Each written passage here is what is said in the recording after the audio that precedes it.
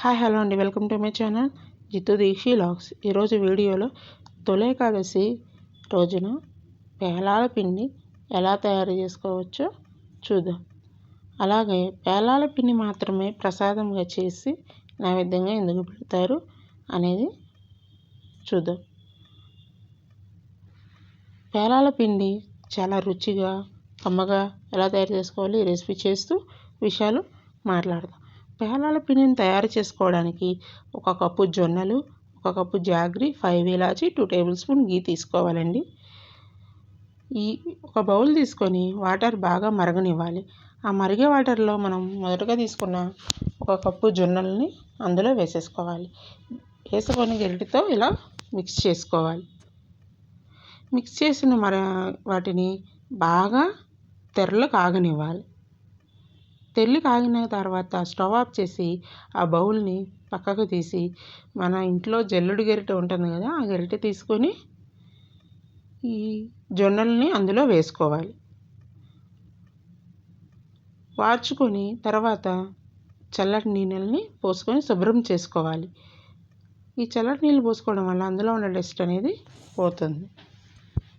ఇలా శుభ్రం చేసుకొని ఒక మెత్తటి క్లాత్ తీసుకొని ఈ జొన్నల్ని ఒక 1 అవర్ పాటు పలచగా ఇలా ఆరబెట్టుకోవాలి. చాలామంది జొన్నలే కాకుండా మొక్కజొన్నలతో కూడా పేలాల పిండిని తయారు చేస్తారు. ఈరోజు నేను జొన్నలతో తయారు చేస్తున్నాను. ఇలా ఆరిన జొన్నల్ని ఒక బౌల్లో తీసుకొని పక్కన పెట్టుకోవాలి. అలాగే స్టవ్ ఆన్ చేసి కళాయి తీసుకొని కళాయి అనేది బాగా హీట్ ఎక్కనివ్వాలి. కళాయి బాగా హీట్ ఎక్కిన తర్వాత అందులో కొద్దిగా జొన్నలు పోసుకుంటూ ఈ జొన్నలు పోసుకున్న తర్వాత ఈ జొన్నల్ని కొంచెం ఒక 3 మినిట్స్ అట్లా వేగనివ్వాలి. వేగిన తర్వాత ఒక మూత పెట్టుకోవాలి. మూత పెట్టిన వెంటనే మొత్తం మూతని క్లోజ్ చేయకూడదు. కొంచెం సైడ్కి ఓపెన్ పెట్టుకోవాలి. ఈ మూత అనేది ఆ పేలాలు అనేది పైకి చిందకుండా సపోర్ట్గా ఉంటుంది. మొత్తం మూత క్లోజ్ చేయడం వల్ల వాటిలో ఉన్న ఆవిరి పేలాలకి అంటుకుంటుంది. అందుకని ఒక సైడ్ ఓపెన్గా పెడితే అందులో ఒక గాలి బయటికి పోతుంది. ఇలా పేలాలని కొంచెం వేయించుకోవాలి. చూడండి ఎలా వేగుతున్నాయో, చాలా బాగా వస్తాయండి. అలాగే ఈ పేలాల పిండి అనేది పితృదేవతలకు ఎంతో ప్రీతికరంగా చెప్తారు పెద్దలు. చూడండి ఎంత బాగా వచ్చినాయో. వీటిని ఓ మిక్సీ జార్లో వేసుకొని పౌడర్ చేసుకోవాలి. చేసుకున్న తర్వాత 1 కప్పు బెల్లం తీసుకొని ఇందులో వేసుకొని, అలాగే బెల్లము స్వీట్ ఎక్కువ తినే వాళ్ళు అయితే కప్పు వేసుకోవచ్చు.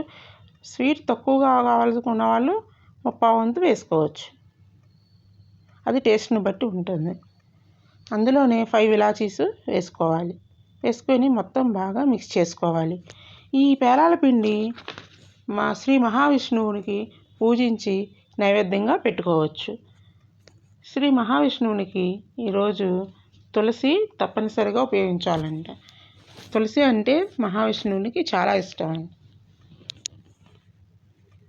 అలాగే ఈ పేలాల పిండిలో 2 స్పూన్స్, నేను స్పూన్ అనేది పెద్దదే తీసుకున్నానండి, గరిటెలాగా.